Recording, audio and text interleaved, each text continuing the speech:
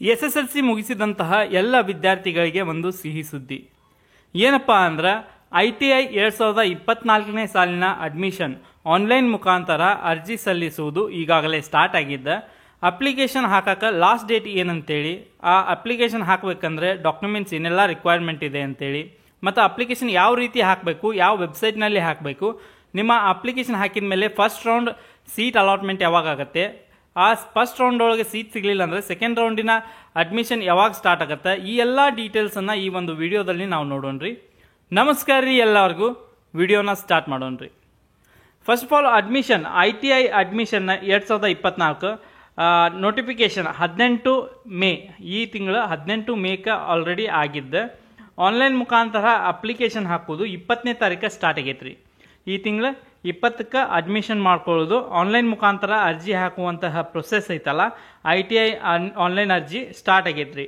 So ಐತಲ್ಲ, ಆ online application ಐತಲ್ಲ, ನೀವು ಜೂನ್ 3ರವರೆಗೂ ಅಂದರೆ ಜೂನ್ 3ರೊಳಗೆ 25 ಈ ತಿಂಗಳು 20ರಿಂದ ಸ್ಟಾರ್ಟ್ ಆಗೈತೆ ರೀ. ನೀವು ಲಾಸ್ಟ್ ಡೇಟ್ ಐತಲ್ಲ 3/6 ಮುಂದಿನ ತಿಂಗಳು 3ರವರೆಗೂ ಇದ್ದು ನೀವು ಬೇಗ ಅರ್ಜಿಯನ್ನು ಸಲ್ಲಿಸ್ರಿ.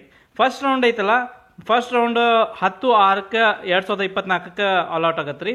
ಅದು ಅಡ್ಮಿಷನ್ ಏನು 11/6/2024ರಿಂದ 15/6/2024ವರೆಗೂ ಇರುತ್ತೆ ರೀ. ಅದೇ ರೀತಿ ಫಸ್ಟ್ ರೌಂಡ್ ಒಳಗೆ ಯಾರಿಗೆಲ್ಲ ಸೀಟ್ ಸಿಗಂಗಿಲ್ಲ ಅಥವಾ ಕಾಲೇಜನ್ನು ಚೇಂಜ್ ಮಾಡ್ಬೇಕಂತ ಇರ್ತಾರಲ್ಲ, ಅವರೆಲ್ಲ ಸೆಕೆಂಡ್ ರೌಂಡಿಗೆ 25ರಿಂದ ಅಡ್ಮಿಷನ್ ಸ್ಟಾರ್ಟ್ ಆಗತ್ತೆ ರೀ ಅವ್ರಿಗೆ.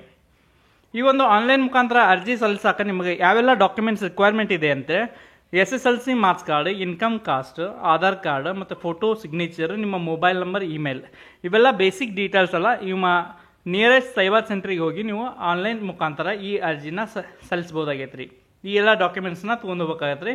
ಇಲ್ಲ ನೀವು ಮೊಬೈಲ್ನಲ್ಲಿ ಹಾಕೋರು, ಲ್ಯಾಪ್ಟಾಪ್ನಲ್ಲಿ ನಿಮ್ಮ ಪರ್ಸನಲ್ ಲ್ಯಾಪ್ಟಾಪ್ನಲ್ಲಿ ಹಾಕೋರು ಎಲ್ಲ ನೀವು ಈಸಿಯಾಗಿ ಹಾಕ್ಬೋದು ರೀ.